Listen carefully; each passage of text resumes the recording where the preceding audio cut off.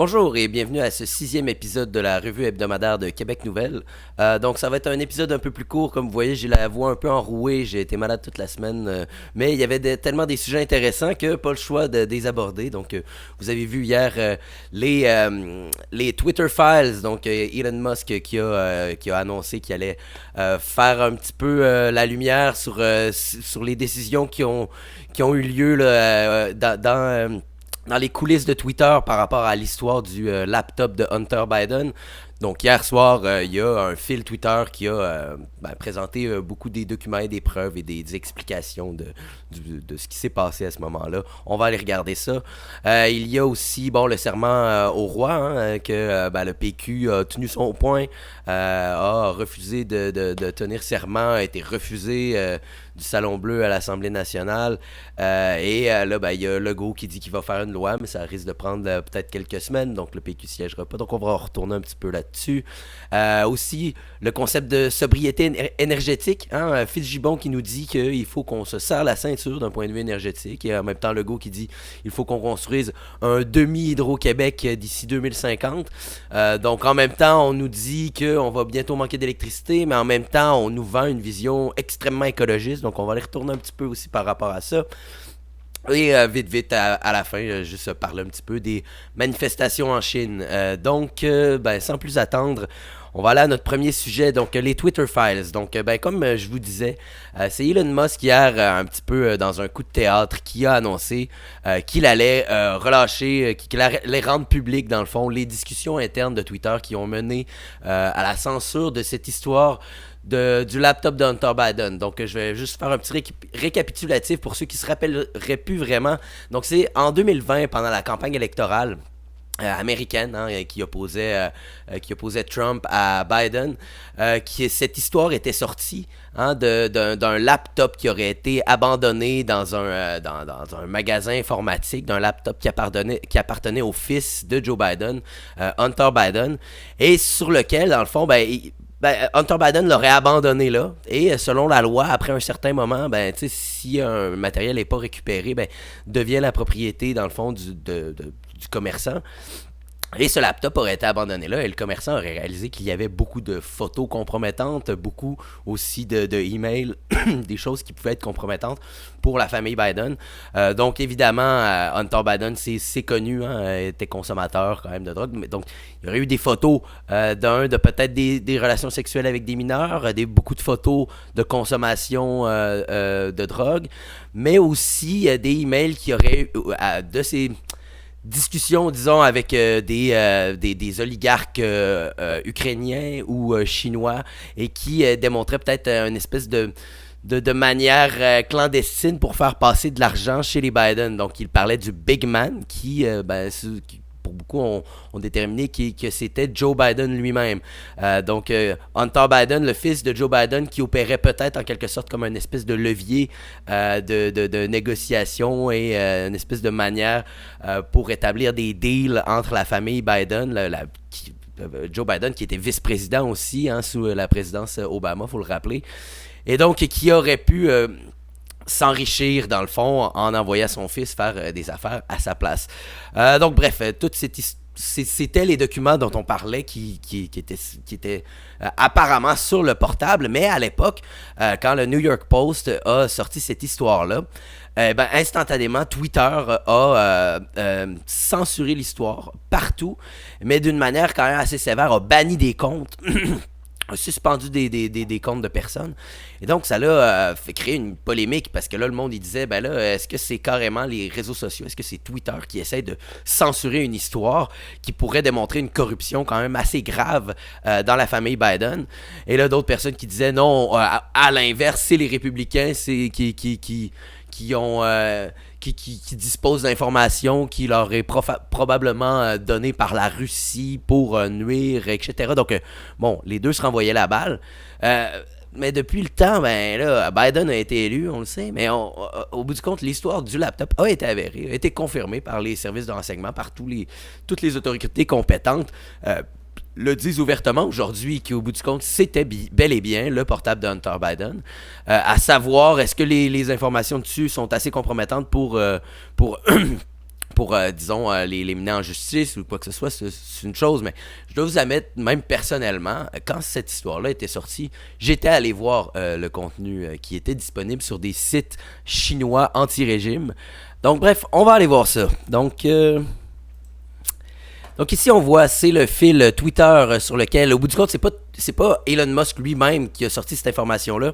Il a dans le fond donné le dossier à Matt Taibbi, qui est un journaliste, pour que lui-même sorte l'information. Donc ça commence avec des tweets où il explique, il fait un petit peu le portrait général pour expliquer comment Twitter a été mis en place dans les dernières années, comment c'est devenu un outil pour la liberté d'expression, etc. Mais il explique évidemment qu'à partir d'un certain moment, il a fallu qu'il y ait de plus en plus de modération, que ce soit pour le spam, que ce soit pour les fraudes, que ce soit pour une pluralité de choses, les discours haineux aussi, mais que plus c'est allé, plus le staff au bout du compte de Twitter a commencé à être un petit peu confortable là-dedans et savoir qu'ils peuvent censurer eux-mêmes ce qui se passe. Et donc ce qui explique, c'est que rendu en 2020, au moment de la campagne électorale de 2020, il dit que c'était rendu quand même assez commun pour le staff de Twitter de carrément répondre à des demandes de l'équipe Biden directement, donc de l'équipe des démocrates. Donc ils recevaient des emails du style plusieurs nouvelles infos, plusieurs nouvelles revues de la part de l'équipe Biden, et ils répondaient tout simplement: on s'en occupe, c'est bon. Donc l'équipe Biden, les démocrates, avaient tout simplement à envoyer des emails à l'équipe de Twitter pour leur demander de censurer ou de s'occuper de choses qu'ils considéraient problématiques.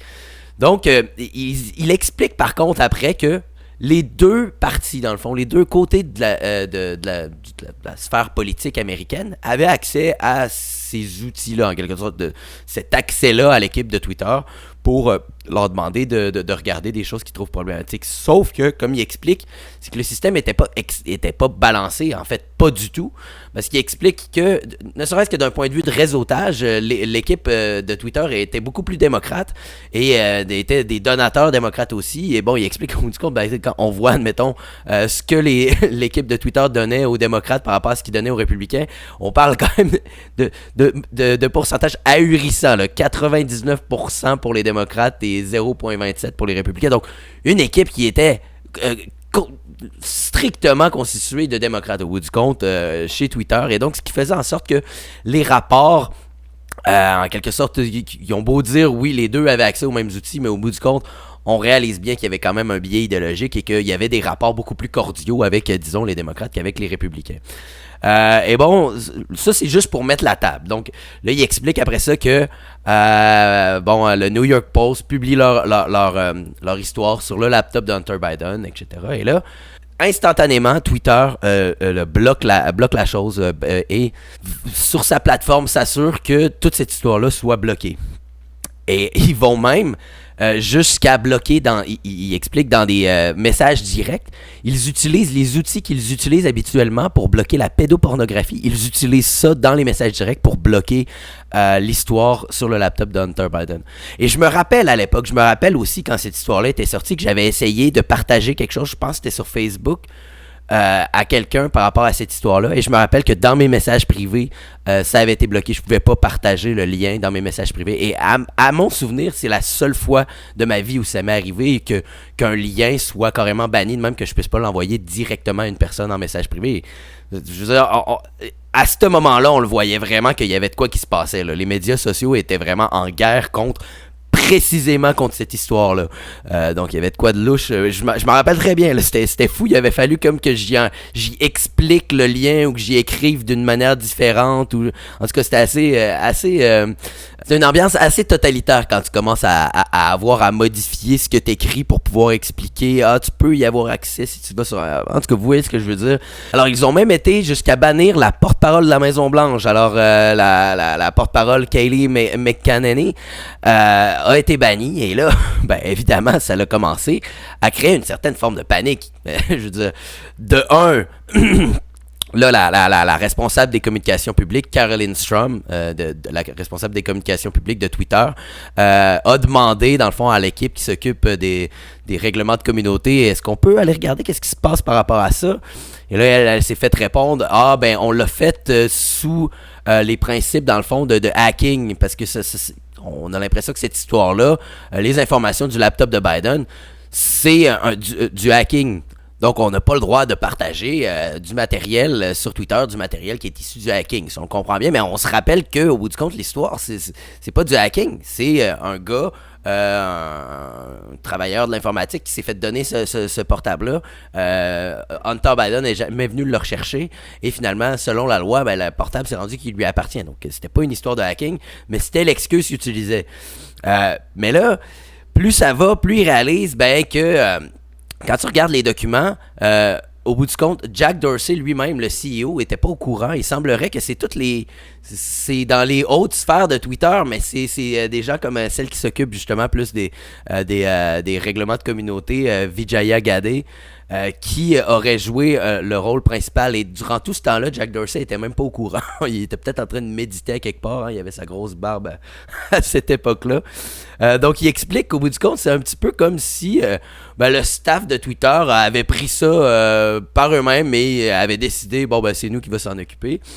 Et là, il commence à avoir beaucoup de confusion. Comme on voit ici, même au sein de Twitter, là, il commence à avoir des débats à dire. Là, il y en a certains qui disent j'ai de la misère à comprendre en quoi exactement ça respecte pas notre politique. On parle quand même d'une information qui est importante dans une campagne, s'il y a possiblement de la fraude de la part d'un des côtés, etc. Et là, à partir de ce moment-là, il semblerait que dans les documents, il y aura un ancien employé qui dirait à ce moment-là, tout le monde savait que c'était fucked, hein? C'était fini, cette histoire-là était en train de dérailler littéralement.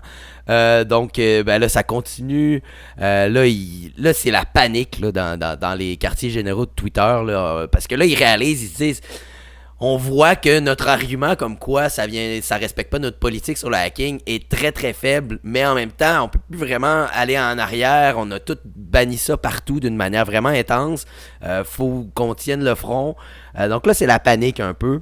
Et là c'est là que ça devient intéressant aussi, parce qu'à ce moment-là ils se font contacter carrément par une fille du Parti démocrate. Bon, il semblerait que c'est la seule du Parti démocrate qui a exprimé des inquiétudes là-dessus, mais qui envoie un email à Vidaya pour y dire ouais, je pense que ça va créer un immense backlash. Hein. Il va y avoir un retour du balancier. Je suis disposé pour en parler, hein, juste à me contacter. Et là, ce à quoi elle se fait répondre, même chose, espèce de discours très, très corporatif, hein, de dire, ça ne respecte pas les trucs, nos règlements de communauté en matière de hacking, etc.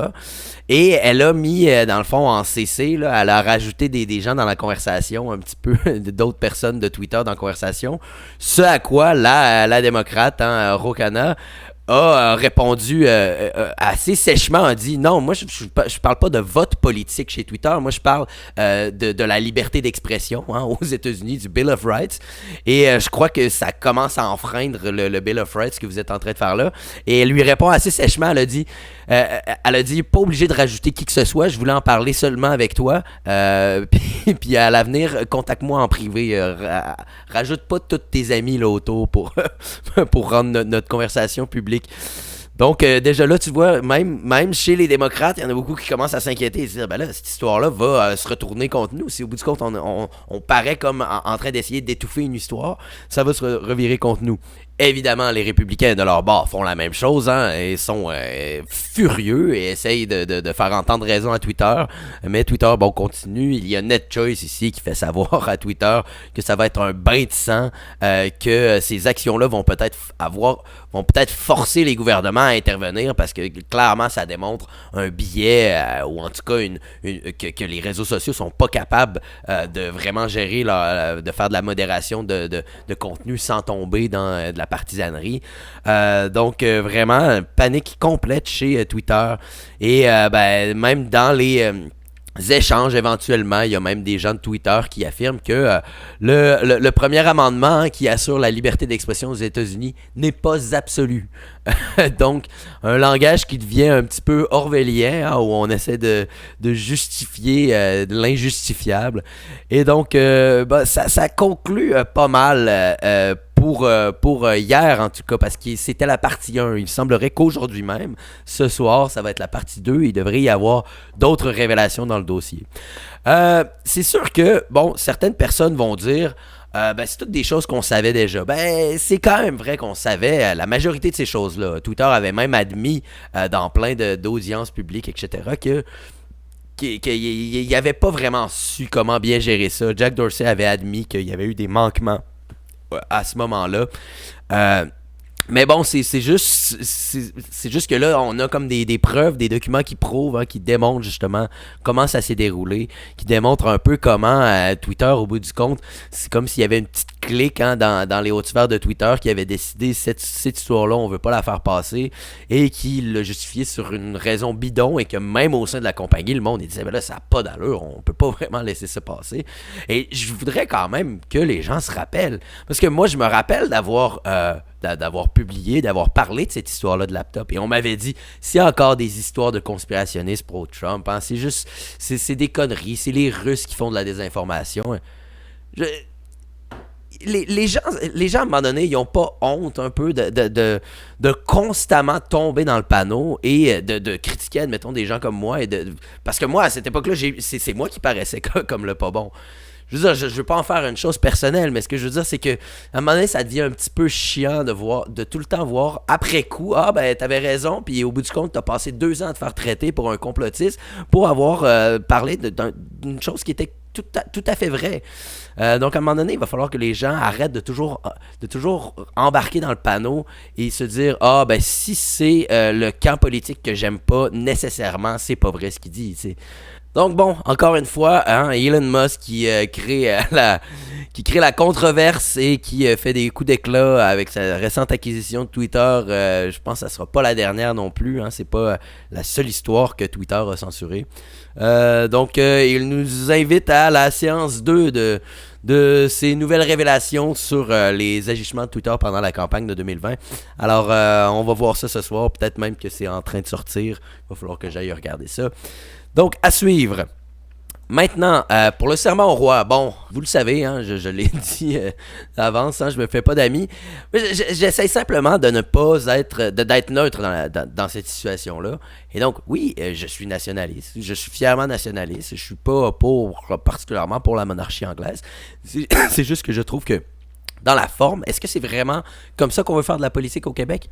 À l'extérieur de la Chambre d'Assemblée? Est-ce qu'on veut que nos députés décide des lois à l'extérieur du Salon Bleu? Parce qu'au bout du compte, c'est ça qui s'est passé. On va se le dire. C'est parce que le PQ est un parti historique qu'il possède cette espèce de passe-droit et cette espèce de... On a une sentimentalité envers lui et c'est pour ça que la CAQ, en ce moment, il dit on va faire une loi pour qu'au moins vous puissiez rentrer, on respecte vos opinions. N'importe quel petit parti naissant qui aurait eu 3 députés ou qui aurait fait la même chose, on n'en aurait eu rien à foutre et il n'aurait jamais rentré au Salon Bleu. C'est tout simplement parce qu'on voit encore le Parti québécois pour plus grand que ce qu'il est devenu. Je veux dire, on voit encore le Parti québécois pour le fait que c'est un parti de pouvoir, ben ça a été un parti de pouvoir qui a géré la province pendant de nombreuses années. Et pour cette raison, ben on lui accorde une voix beaucoup plus grosse. C'est 3 députés. 3 députés sont en train de décider d'un règlement de l'Assemblée nationale. Et là, j'entends tout le monde dire...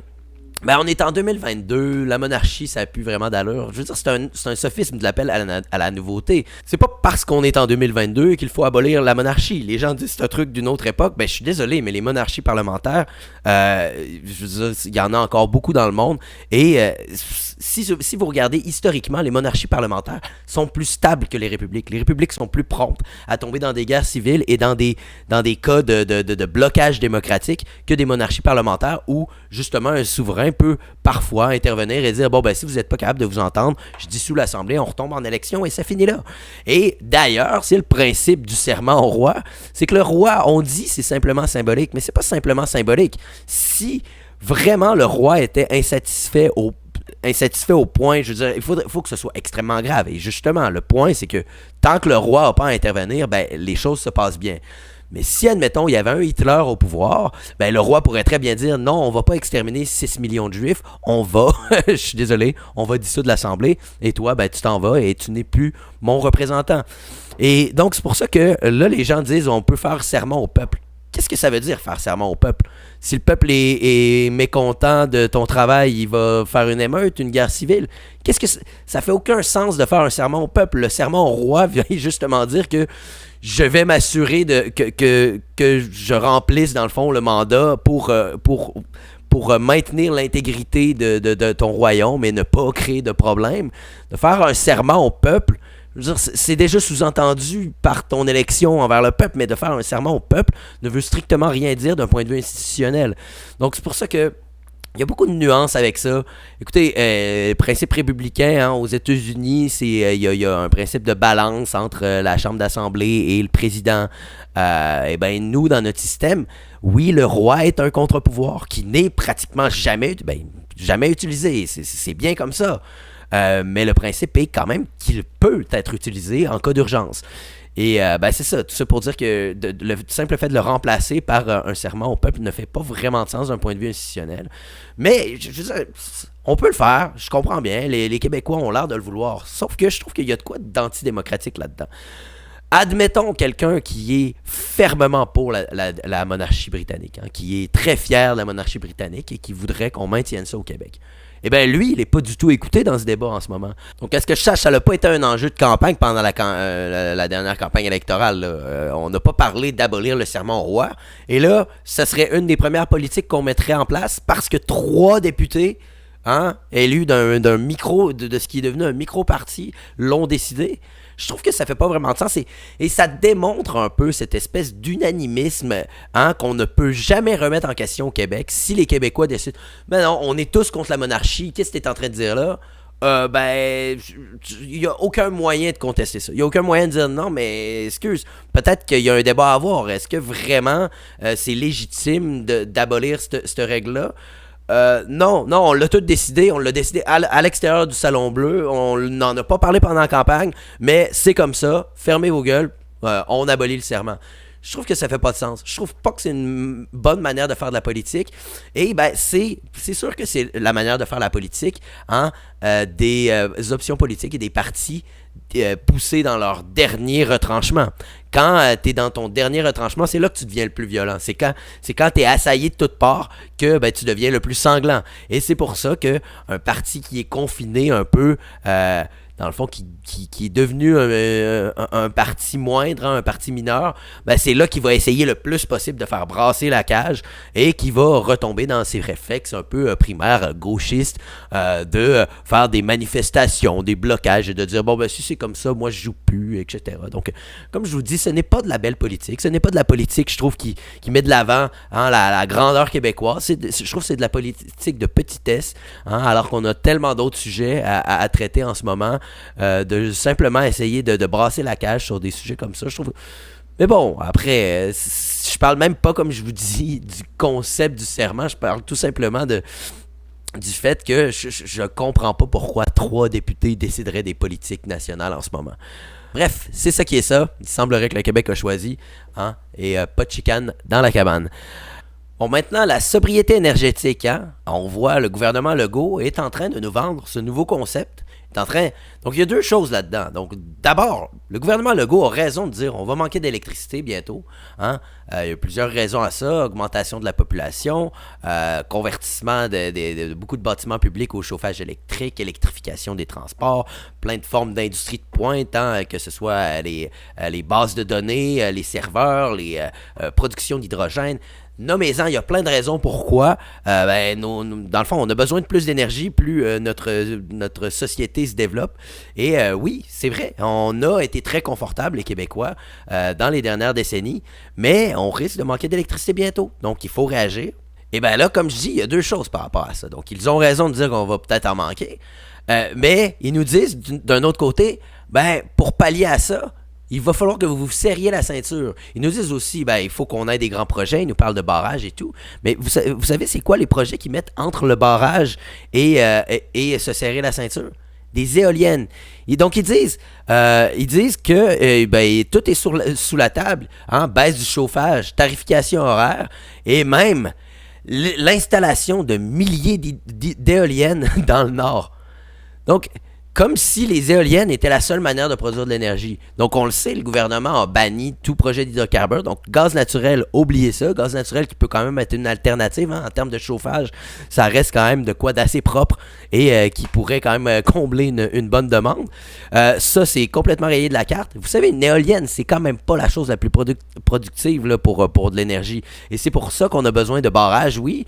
Mais en même temps, là, Legault, il nous dit que d'ici 2050, il faut qu'on construise l'équivalent de la moitié d'Hydro-Québec, de plus.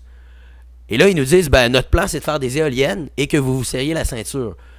Puis de faire les barrages. C'est peut-être une manière de bien vendre les barrages, parce que clairement, en se serrant la ceinture et avec des éoliennes, on n'y arrivera pas, là. Ça, c'est sûr et certain. Vous pouvez être sûr. Donc, mon point, c'est un peu ça. C'est le fait qu'ils ont raison de dire qu'on manque d'électricité, mais c'est comme s'ils essayent, là, en ce moment, de paraître pour des écolos, plus écolos que David Suzuki, que Greenpeace et name it. Là, le gouvernement Legault est rendu le gouvernement le plus vert au monde. Et là, il nous dit, il met quand même les points sur les i. Il dit, quand on parle là, de réduire notre empreinte carbone là, en Amérique du Nord, il faut quand même le dire, aux États-Unis, c'est quoi, c'est 18 tonnes de carbone par année par habitant. Nous, c'est 9. Et là, il dit, mais on peut encore faire mieux en Europe. C'est 4,95. Ouais, de 1, en Europe, le climat est pas pareil. De 2, l'espace est beaucoup plus densifié, est beaucoup mieux desservi en termes de transport en commun, en termes de train. Je veux dire, puis c'est pas juste l'idée de, on a juste à construire des trains. Je suis désolé, mais c'est pas en faisant un train jusqu'à Shefferville que ça va être bien rentable. Tu sais, je veux dire, on a un territoire qui est extrêmement vaste. C'est pas nécessairement rentable d'avoir des trains sur tout le territoire comme il se fait en Europe. Donc, il faut vivre avec ça. On a un territoire qui est plus vaste. Manifestement, on va avoir une empreinte carbone qui est plus élevée. Le climat, comme je dis, il fait plus froid. Donc, on va avoir une empreinte carbone plus élevée. Il y a plein de facteurs qui font en sorte que notre empreinte ne peut pas être la même qu'en Europe. Je veux dire, c'est rêver de croire qu'on pourrait avoir une empreinte carbone comme celle en Europe. C'est complètement irréaliste.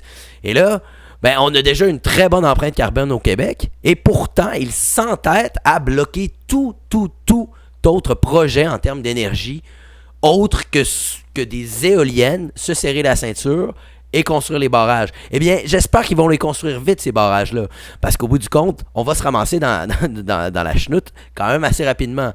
Parce qu'il nous dit qu'il faut qu'on se décide avant 2026. Oui, mais c'est parce que c'est en 2027 déjà qu'on va commencer à avoir pas nécessairement des pénuries, mais qu'on n'aura plus en fait de surplus énergétique en termes d'hydroélectricité. C'est en 2027 que c'est censé arrêter. Ça va s'accentuer au moins en 2029. Donc ouais, j'espère qu'on va être décidé avant 2026, là, parce que au bout du compte, c'est là qu'il faut agir. Mais surtout, c'est là qu'il faut éviter de bloquer d'autres options, L'énergie, c'est pas que de l'électricité. D'ailleurs, en termes d'énergie, je veux dire, on se sent très confortable. On dit, oui, en termes d'électricité, 94% de notre électricité vient de l'hydroélectricité. Bonne chose. Mais en termes d'énergie, au total, là, on n'a pas besoin juste d'électricité. On a besoin de gaz, on a besoin de pétrole, on a besoin même de charbon, des fois, dans certaines industries. Écoutez ça, 55% de notre énergie totale, on l'importe. Le Québec importe 55% de son énergie totale. Donc, arrêtez de me dire qu'on est si confortable au Québec. Il faut arrêter de croire que le Québec est complètement dispensé de toute responsabilité de s'assurer d'un bon approvisionnement énergétique, d'une bonne sécurité énergétique. Et c'est ce qui me dérange avec le gouvernement Legault, c'est qu'il nous parle plus maintenant de transition écologique que de sécurité énergétique. Alors qu'on le voit en Europe. Ils ont fait la même erreur dans les dernières années. Ils ont parlé plus de transition que de sécurité. Eh bien là, ils retournent au charbon. Et même en Pologne, on incinère des ordures pour pouvoir se chauffer. L'espérance de vie est en chute libre. On coupe des forêts ancestrales pour se chauffer au bois en Roumanie. C'est le bordel en Europe, là, parce qu'on avait les bons idéaux écologiques. Oui, c'est bien les idéaux écologiques. Mais on a un exemple de en quoi il faut rester sur nos gardes et il faut s'assurer d'avoir toutes les options à notre disponibilité. Et donc, c'est pour ça qu'il ne faut pas simplement tout mettre nos œufs dans le même panier et dire on veut juste de l'hydroélectricité, de l'éolien. C'est complètement ridicule. Et d'autant plus que, là, en plus, on met sur l'électrification des transports. Là, il y a la Suisse, dernièrement, qui vient d'annoncer qu'elle va peut-être interdire les voitures électriques justement parce que ça met trop de pression sur le réseau électrique. La Californie a fait la même chose, elle n'a pas interdit les autos électriques, mais dans le fond, a limité, si je me souviens bien, là, dans le fond, comment on pouvait recharger les autos parce que justement, il y avait des problèmes de pénurie d'électricité parce que tout le monde est rendu avec des autos électriques. Et là, pensez bien à ça aussi, hein. Juste d'un point de vue contrôle social. Donc là, on voit ça, là, des gens qui sont empêchés d'utiliser leur voiture électrique pour maintenir le système en place, etc. Le fait d'avoir des voitures électriques vous rend beaucoup plus susceptible d'un contrôle gouvernemental sur vos déplacements, sur combien de kilomètres vous pouvez faire, etc. Parce qu'au bout du compte, on peut contrôler vos recharges. C'est quelque chose qui n'existait pas avec le pétrole, bon, qu'on essayait de limiter avec les taxes carbone, etc. Mais l'avantage, au bout du compte, d'une voiture à essence, c'est d'être beaucoup plus indépendante. Hein? En plein milieu d'un désert, si au moins il y a une station-service, t'es good to go. Et donc, toute cette espèce d'idée-là, là, les chars à essence peuvent être, au bout du compte, littéralement arrêtés par le gouvernement du jour au lendemain en un claquement de doigts en temps de crise énergétique et tout. Ça crée une situation où on perd en quelque sorte un peu de l'autonomie qui caractérisait à la base la voiture.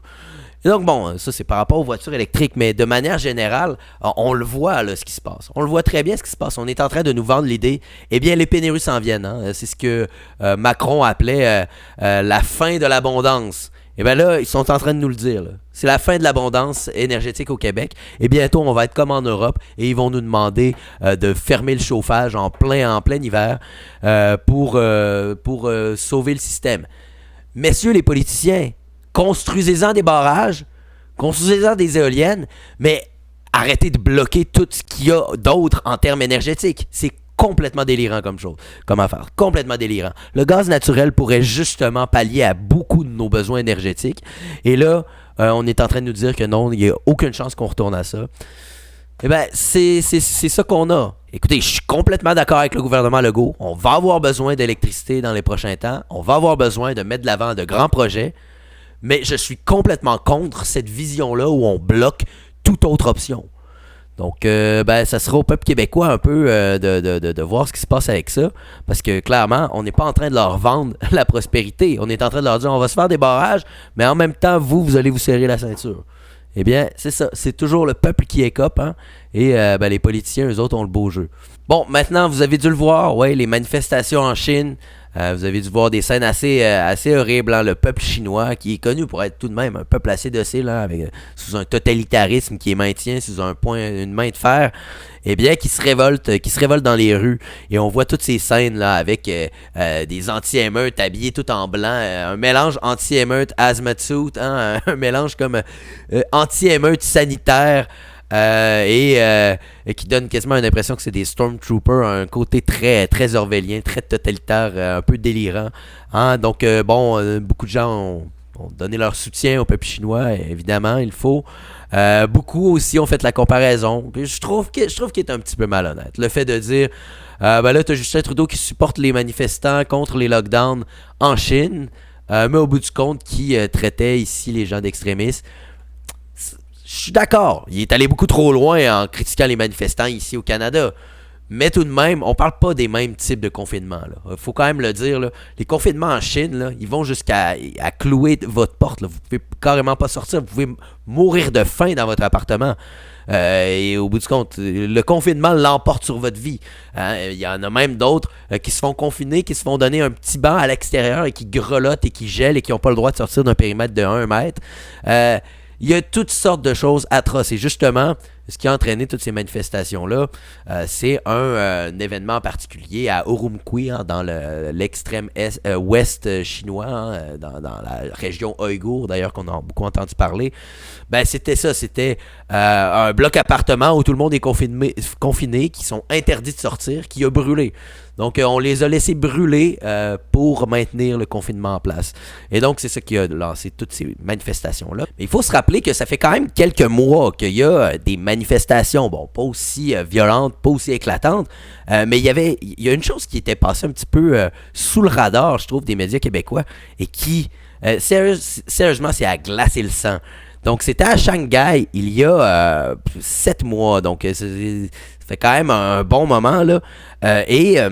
C'était les habitants de Shanghai qui étaient tous confinés chez eux, qui ne pouvaient pas sortir de leur appartement, comme je dis, et qui s'étaient mis à crier sur leur balcon dans la ville. Donc, on avait vu la version italienne où les gens se saluaient ou faisaient de la musique sur les balcons. La version chinoise est beaucoup plus terrifiante. Alors, on écoute ça.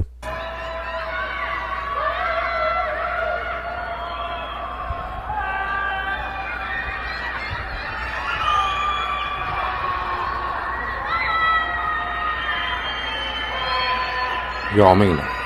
再这样弄下去，我那个真要出事体了，操，麻烦了。Donc vous voyez, 根治上面 on 呢， dirait pratiquement une scène 因 de la 为 purge. 所有一个人 Cris 都不觉得 d'horreur dans la ville comme ça. 这个状态， Ville de plusieurs 到底 dizaines 我 de 是到啥 millions 子程 d'habitants, 度？ là, faut le dire. 我 Là. 总要把个 Ça, 把个 c'est 标准，我这是讲有一个 absolument 具体的说 terrifiant. 法。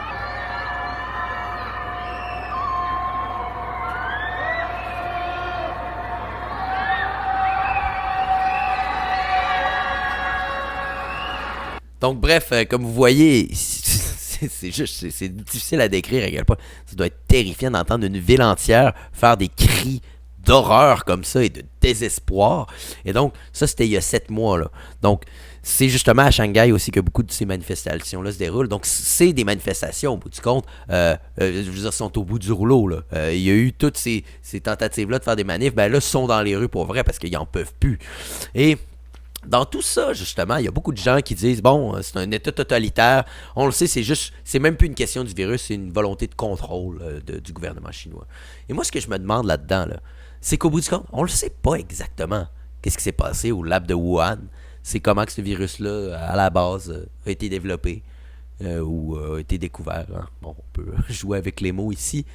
Mais moi, ce que je me demande, c'est, est-ce que le gouvernement chinois sait quelque chose que nous, on ne sait pas? Pourquoi est-ce que le gouvernement chinois se nuirait à lui-même autant qu'il le fait en ce moment, alors que le monde entier semble avoir tourné la page sur le COVID?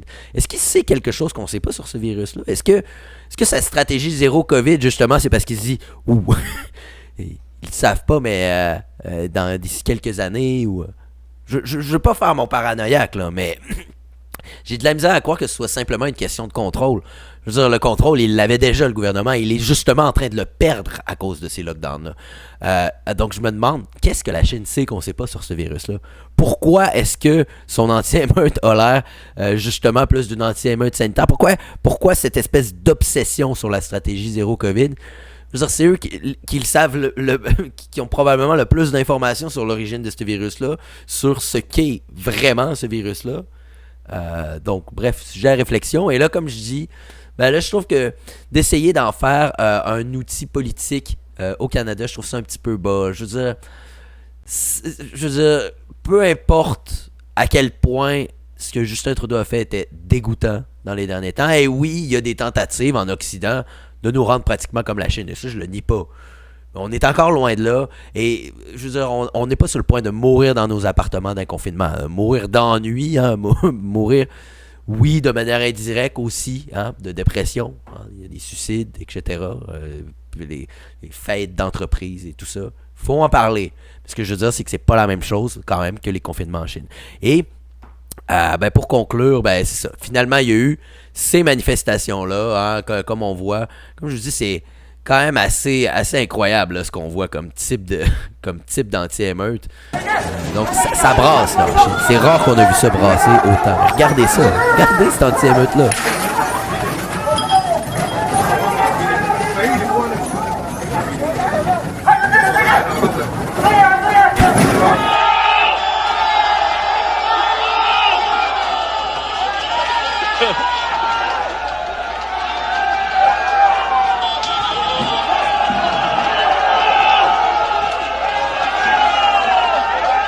Donc bref, dans des moments comme ça, je trouve que c'est toujours mieux solidarité avec le peuple chinois. Hein. Notre opposition, elle n'est pas contre le peuple chinois, elle est contre le régime communiste, contre le Parti communiste chinois. Mais toujours, mon support, en tout cas moi, va toujours aller pour le peuple qui se lève et on va espérer que ça puisse faire du changement en Chine. Donc, de tout cœur avec le peuple chinois. Eh bien, c'était tout pour moi. Alors, je vous souhaite une bonne semaine, comme d'habitude. Et on se revoit la semaine prochaine.